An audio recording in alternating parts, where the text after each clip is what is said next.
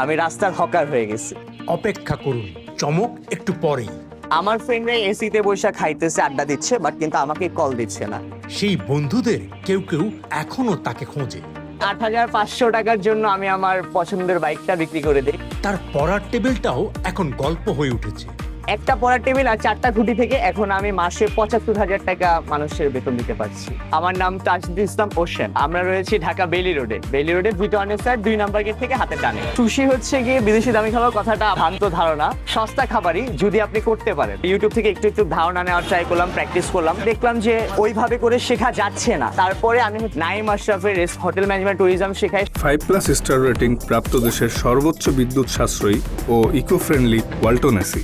Walton air conditioner, smart comfort এখন next লেভেলে। শেফের উপরে কোর্স করা, ওই স্কুল থেকে ডিপ্লোমা ইন কালিনারি আর্টস করে দেন হচ্ছে সুশি বানানো আরো প্রফেশনালি শুরু করি। বেসিক্যালি একটা ফ্রেন্ড মিলে খেতে যাই, দেখলাম বিল আমাদের পকেটে যে টাকা আছে তার থেকে বেশি এসে বললো। তারপর চিন্তা করলাম যে আচ্ছা এই খাবারটার দাম কি আসলেই এত? তো ওই কোশ্চেন থেকে চিন্তা করলাম না, একটু ঘাটাঘাটির পরে হচ্ছে গিয়ে বুঝলাম যে না, খাবারের দাম এত না, আমরা রাখতেছি এত। সুশিকে আমরা এলিট বানায় ফেলছি। এটা আসলে এলিট না। ১৩,৫০০ টাকা ধার দেনা করে বাসায় আম্মার হাতে পায়ে ধরে নিয়ে একটা ব্যবসা আমার শুরু। বাট আমার এখানে যে দেখেন 24 ক্যারেট গোল্ড দিয়ে সুশি বিক্রি করি আমি 350 টাকায়। যদিও এটা আর্টিফিশিয়াল গোল্ড, বাট আমার সবচেয়ে প্রিমিয়াম সুশি ওইটা। আমাদের প্রফিট মার্জিন কম, প্রত্যেকটা মাল আমি নিজে রিসোর্সিং করি, মানুষের সাধ্যের মধ্যে ব্যবসা করি। লাস্ট 2 বছরে আমি সুশির প্রাইস বাড়িয়েছি মাত্র 2 টাকা। যখন ব্যবসা ছোট ছিল তখন হচ্ছে গিয়ে অত বেশি প্যারা হয় নাই, করা গেছে। বাট যখন ব্যবসা বড় হলো, মানুষজন চেনা শুরু করলো, সুশি একটা ব্র্যান্ডে পরিণত হলো, তখন হচ্ছে গিয়ে আমার টিমমেটস যারা, ওরা আমাকে খুব ভালো সামাল দেওয়া শুরু করলো, মানে আমাকে ব্যাকআপ দেওয়া শুরু করলো। ব্যবসা বন্ধ হওয়ার উপক্রম, ৮৫০০ টাকা প্রয়োজন ছিল। তো ওই মোমেন্টে হচ্ছে গিয়ে সবার কাছে, সবার দুয়ারে দুয়ারে যাওয়ার পরেও হচ্ছে গিয়ে আমি ৮৫০০ টাকা পাই নাই। তখন আমার শখের বাইকটা বিক্রি করে দিতে হয় ওই ৮৫০০ টাকার জন্য।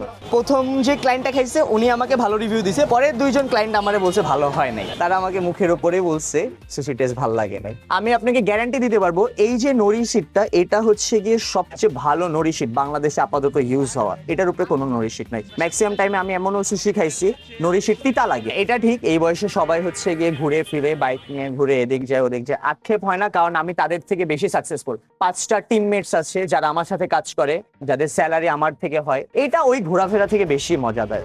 টোটাল 5 জন লোক, যদি আমাকে অ্যাড করেন তাহলে 6 জন লোক, কিন্তু আমি বেতন পাই না, দুঃখ এটা। আমার গাড়ির চাকা আর হচ্ছে গিয়ে সুশি মাল চাল কেনার দরকার ছিল, তো ৮৫০০ টাকার নিডস ছিল। তো ওই নিডসটার জন্য দেখলাম যে সবার কাছে চাওয়ার পরেও কেউ আমাকে ওইভাবে সহযোগিতা করে নাই, বাইকটা বিক্রি করে দেওয়া লাগে।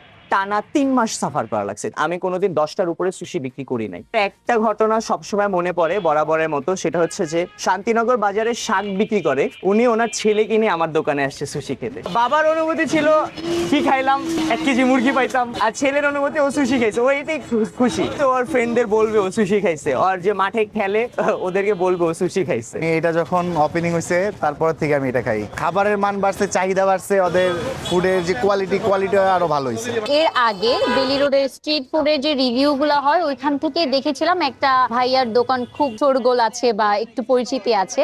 তো আমি আর ওইটা ফাইন্ড আউট করিনি, এখানে আসার পর বুঝতে পারলাম আই থিঙ্ক সো এই দোকানটাই ওই দোকান যেটার রিভিউ আমি পেয়েছিলাম। অবশ্যই ভালো না লাগলে তো অবশ্যই সেই যাত্রাবাড়ি শনি রাকড়া থেকে তো এখানে আসার কথা না। এগুলো আসলে সচরাচর সবাই আসলে এইসব নিয়ে কাজ করে না।